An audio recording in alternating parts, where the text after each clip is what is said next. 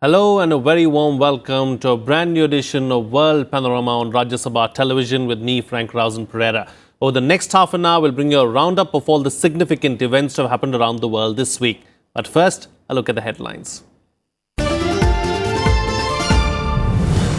Defence Ministry working on extensive plans for deeper engagements with African nations. India keen on spreading naval presence in the continent.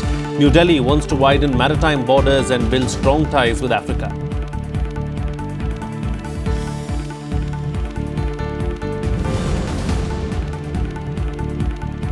India and Japan call for a free and stable Indo-Pacific. Both nations keen on strengthening Quad with Australia and United States. External Affairs Minister Sushma Swaraj invites Japan to take part in its flagship programs.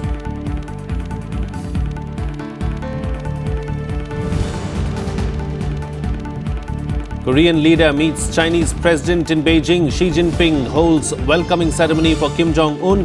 White House says the North Korea situation is moving in the right direction.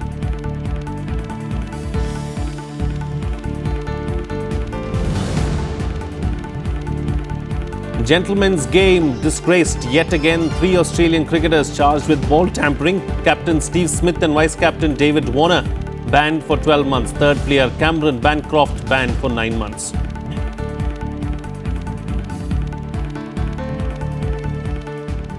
Well, at a time when India-Africa relations are witnessing a good forward movement, New Delhi is keen to give it a defence push.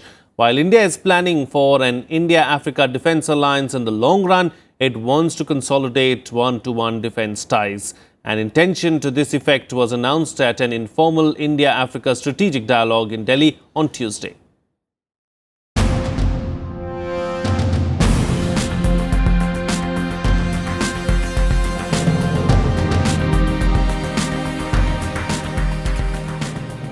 India is giving shape to its plans to spread its naval presence in Africa. The move is expected to widen India's maritime borders while strengthening the security capabilities of African nations that are witnessing intense radicalization, terrorism, and race for exploitation of natural resources by rival countries. The proposal for the India-Africa defense architecture was mooted by Alem Sehaya Waldemariam, the ambassador of Eritrea, who heads all diplomatic missions in India. It is time that India and Africa sit together for a strategic dialogue and design security architecture that serves mutual concerns of both sides.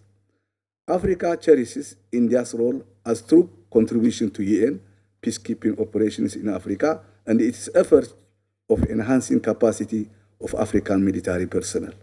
The government feels that many of the African nations understand the importance of partnering with India in the maritime domain. Our security engagement with Africa is an important element of our foreign policy. We are engaging with the African continent in tackling a complex set of security challenges. Our engagement with Africa has clearly deepened in the last few years, thanks no doubt to our political engagement, which has been at an unprecedented level. The Defence Ministry is making extensive plans for deeper engagements with Africa.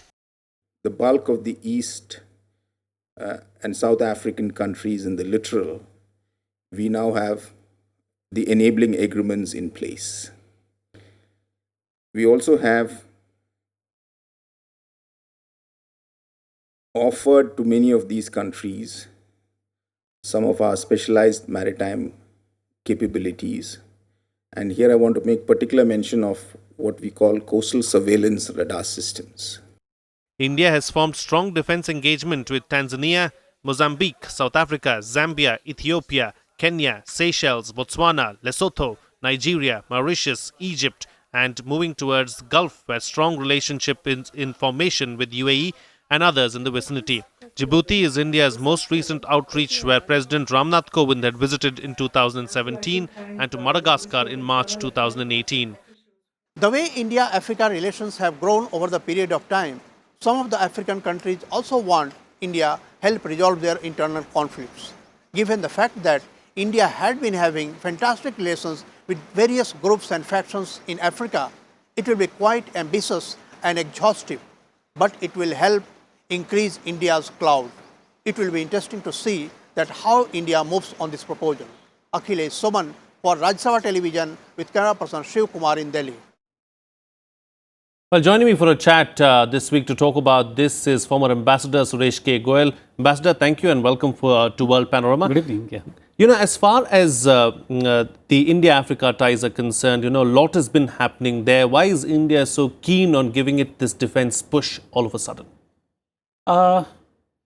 Let's look at it this way, not really from what the India is keen to give it a defense push, but I think it's all about developing relations between India and a very important part of our relationship, global relationship, which is actually Africa, as was reflected in Africa-Asia Growth Corridor Connectivity Scheme announced recently, and the amount of resources that we are devoting to promote those capacity building programs in Africa. So in that sense, we are building our relationship with Africa. Now, the defense cooperation is part of that push really overall. Now, when we talk about the defense relationship, we should not look at defense purely in terms of supply of goods, etc., but it's a deeper engagement in the security architecture of the different countries.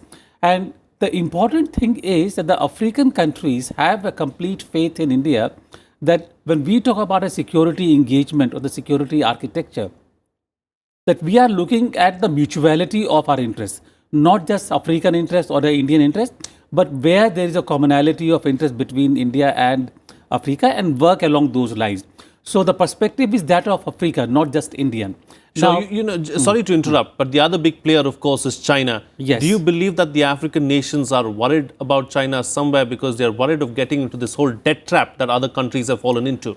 I think on the whole, they would be worried.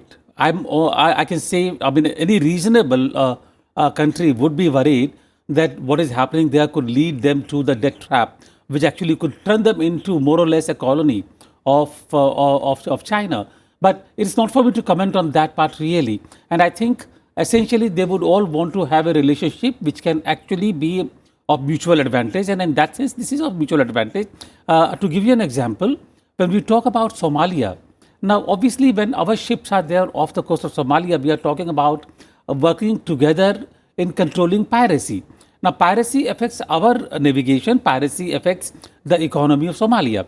And therefore, there is that kind of a complementarity of interest between India and Somalia to do work in terms of piracy control or the piracy managing. Similarly, for example, if you talk about, let us say, Kenya. Now, Kenya, the eastern coast of Kenya, again, there are those elements of Al-Shabaab, the terrorist organizations, etc., etc. So essentially, the idea is that we should look at each country, what their security requirement is. To tell you, for example, Djibouti. When Djibouti is hosting so many naval bases in the country, the obvious question is, how is it enhancing Djibouti's security?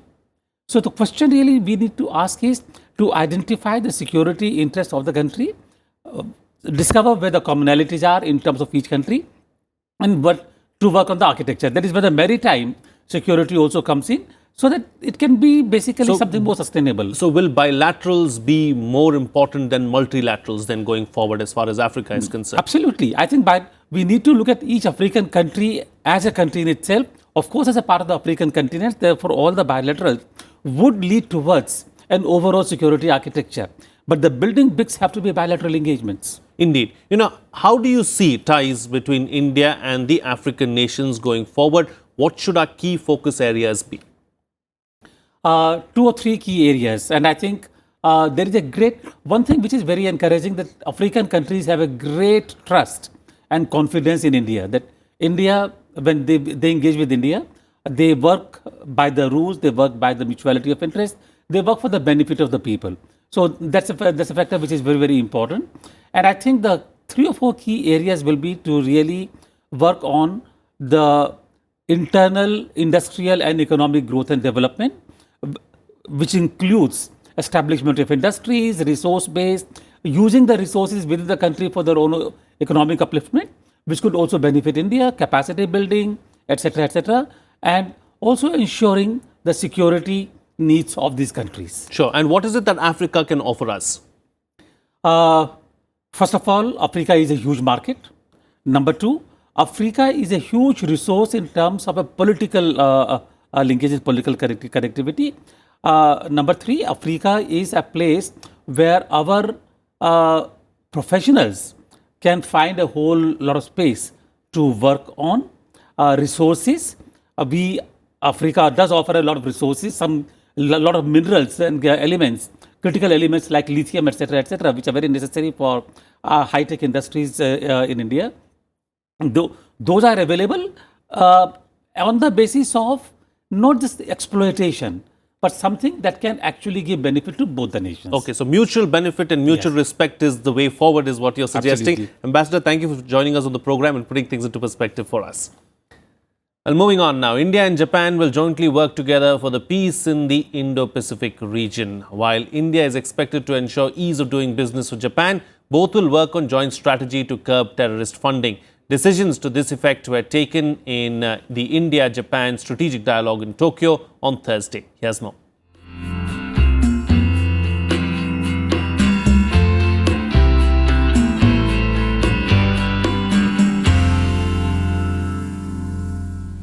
Jointly chaired by External Affairs Minister Sushma Swaraj and Japanese Foreign Minister Taro Kono, the India-Japan Strategic Dialogue has decided to strengthen India-Japan-Australia-USA Quad. हमारे बीच विशिष्ट रणनीतिक और वैश्विक साझेदारी वर्तमान वैश्विक परिप्रेक्ष्य में बहुत ही महत्व रखती है। आर्थिक और रणनीतिक मामलों पर हमारे बीच एकजुटता भारत प्रशांत क्षेत्र में शांति, स्थायित्व के लिए बहुत महत्वपूर्ण है। India is the most important partner in realizing free and open Indo-Pacific. Strong Japan-India relations will be an international public good in supporting order. Sushma Swaraj also invited Japan to take part in India's flagship programs while facilitating Indian businesses in Japan. Japan has promised assistance on a new metro line in Mumbai, a desalination plant and transport system in Chennai, ecosystem and forest management in Himachal Pradesh, and connectivity projects in the northeastern states. Bharat के आर्थिक आधुनिकीकरण में Japan की लगातार भागीदारी के दृष्टिगत दोनों पक्षों ने आज जापान विदेश विकास सहायता के अंतर्गत हिमाचल प्रदेश, तमिलनाडु और महाराष्ट्र में नई विकास परियोजनाओं के संबंध में भी आदान प्रदान किया। Swaraj also met members of the Indian community in Tokyo and a major think tank of Japan. Her summit was in preparation for Prime Minister Narendra Modi's visit to Japan later this year. Akhilesh Suman's report for Rajya Sabha TV. Well, it's time for a short break now, but still to come. North Korean leader Kim Jong-un travelled to Beijing for a secret meeting with Chinese President Xi Jinping this week, marking the first time he set foot outside North Korea since he took power in 2011. That and much more on the other side. Stay tuned, we'll be right back.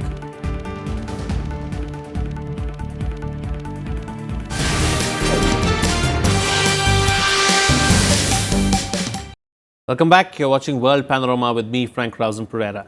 North Korean leader Kim Jong-un made his first foreign trip since assuming power in 2011, meeting China's President Xi Jinping in Beijing and discussing giving up the country's nuclear weapons.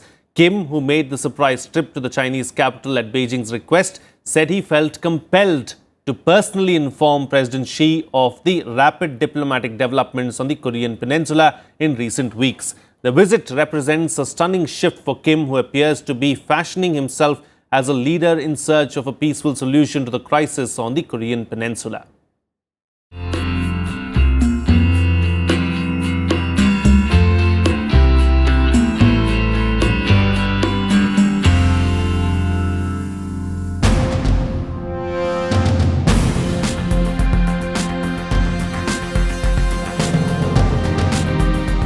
China said on Wednesday North Korean leader Kim Jong-un pledged to denuclearize the Korean peninsula during an historic meeting in Beijing with President Xi Jinping, who promised China would uphold its friendship with its isolated neighbor.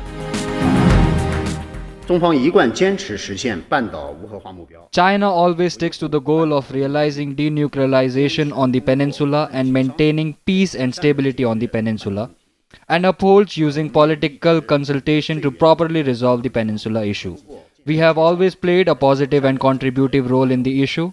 As a permanent member of the UNSC, China's desire to fulfill its international obligations cannot be called into question.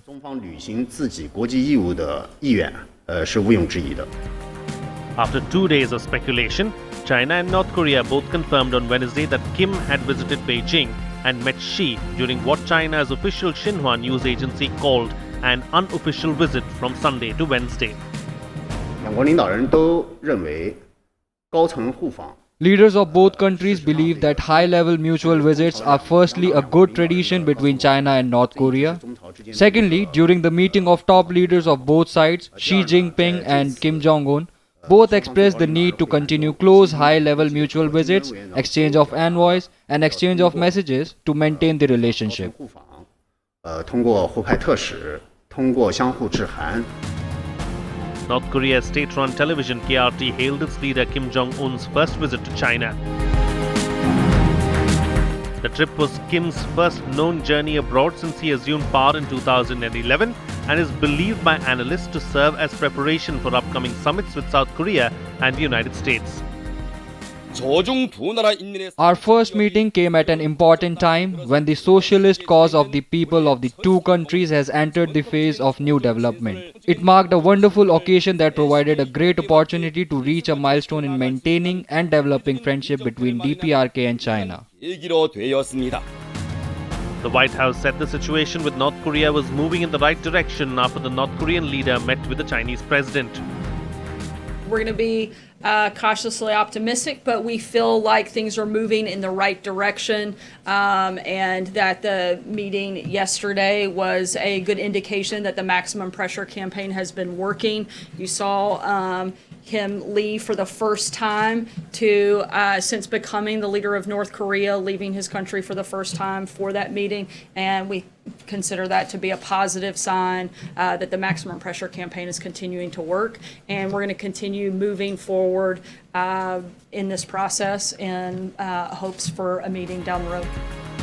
Meanwhile, Chinese State Councillor Yang Jiechi arrived in South Korea on Thursday to brief officials including President Moon Jae-in on Chinese President Xi Jinping's meeting with North Korean leader Kim Jong-un. The leaders of North and South Korea will hold their first summit in more than a decade on the 27th of April. Talks between the North's Kim Jong-un and South Korean President Moon Jae-in would be held in the border village of Panmunjom. The date was announced after officials from the two sides met to prepare for the summit on Thursday. Bureau Report, Rajya Sabha Television. Well, much else has unfolded around the world this week. Here's a quick look back at some important developments in Globe Watch.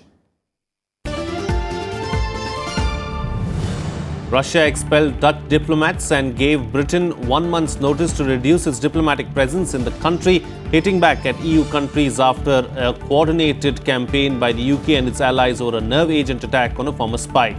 Earlier, Russia summoned the ambassadors of a number of nations including Britain, France, Germany and Canada to inform them of retaliatory measures. Moscow has already announced that it would expel 60 US diplomats and close Washington's consulate in St. Petersburg after the expulsion of its own diplomats and the closure of one of its US consulates.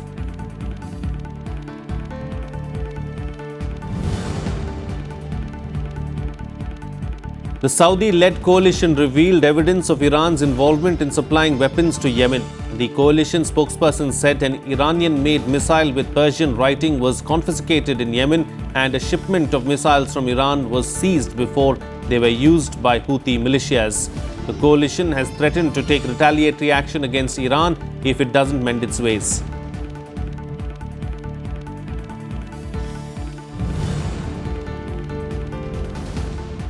The European Union failed to reach any concrete compromise with Turkey's President Recep Tayyip Erdogan. Erdogan held a dinner with EU President Donald Tusk and European Commission Chief Jean-Claude Juncker in Bulgaria to discuss issues relating to Erdogan's intervention in Syria's war, the arrest of journalists, and a fight over Ankara's deal to halt the flow of refugees into Europe.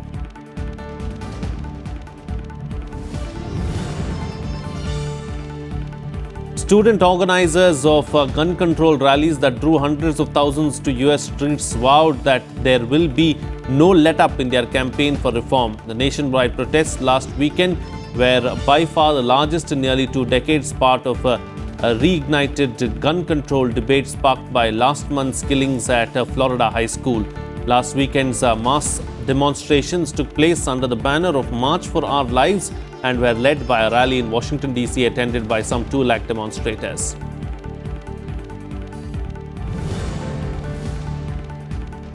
A Russian news agency reported that 41 children were among the 64 people killed in a fire that ripped through a shopping mall in Siberia's Kemerovo. Russian President Vladimir Putin called it an act of criminal negligence and promised that those responsible would be held accountable.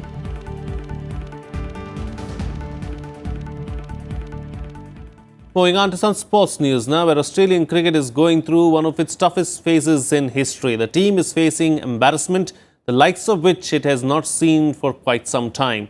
Not since the days when one of its players, Trevor Chappell, was accused of throwing an underarm ball to prevent a boundary from being hit almost 3 decades ago. Today, 3 of its players have been banned for ball tampering in the 3rd Test match against South Africa during their ongoing series.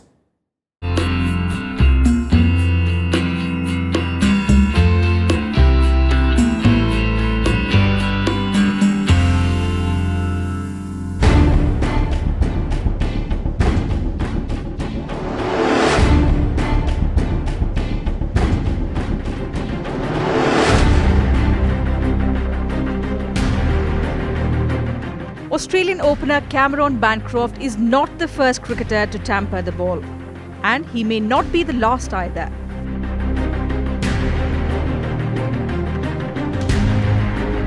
Test cricketers employing methods to alter the exterior condition of the ball so as to benefit the fielding team is not new.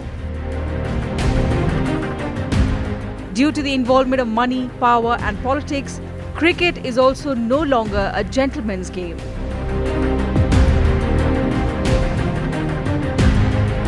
Sledging, hostility, aggression and commercialization are some of the factors responsible for changing the game of cricket.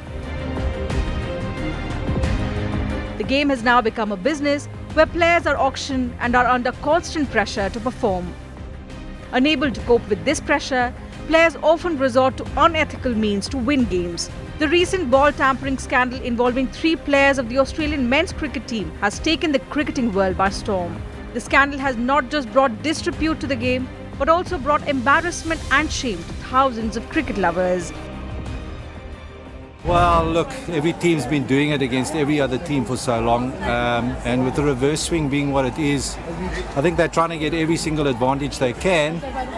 The problem is they've really crossed the line now, and I think there'll be repercussions, and hopefully it stamps it out of the world game for the foreseeable future. It happened on the 3rd day of the 3rd Test match between South Africa and Australia. Cameron Bancroft was caught on camera rubbing the ball with a piece of yellow tape that had dirt attached to it. Later at a press conference, Bancroft and Australian skipper Steve Smith admitted it was a pre-planned strategy to change the condition of the ball. So an opportunity to potentially use some tape, get some granules from the rough patches on the wicket, and try to change the ball condition. The leadership group knew about it. We spoke about it at lunch, and I'm not proud of what's happened. It's not within the spirit of the game. My integrity, the team's integrity, the leadership group's integrity has come into question, and rightfully so. Following the scandal, Steve Smith and David Warner had to step down as captain and vice-captain of the team. Following an investigation by Cricket Australia, both players have been banned for a year from playing cricket for the country. Following the ban, Warner and Smith have automatically been ruled out of the upcoming IPL tournament. Well, obviously it's very disappointing, the story that's emerged, and from an MCC perspective, we are guardians of the laws of cricket and the spirit of cricket. The spirit of cricket is written as an introduction of the laws of cricket, and so anything where the game is brought into disrepute and allegations of cheating is obviously not good for the game. The ball tampering scandal has brought unprecedented shame and disrepute to cricket-loving Australians. fans and the media have come out all guns blazing, slamming the team for bringing humiliation and disgrace to the country. Australian Prime Minister Malcolm Turnbull called it a shocking disappointment. Former cricketers described it as the darkest and the most shameful day in Australian cricket history.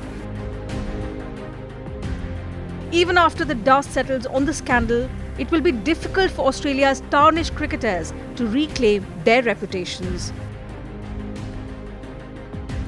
Bureau Report, Rajya Sabha TV. And finally, carrying wooden crosses and singing hymns, Christians held a procession along the Via Dolorosa in the Old City of Jerusalem, marking Good Friday on March 30th, retracing what they believe was the route that Jesus Christ took to his crucifixion. The annual ritual in the Old City attracts thousands of pilgrims from around the world. I'm going to leave you with these visuals from Jerusalem. Until next time, this is Rausan Pereira signing off.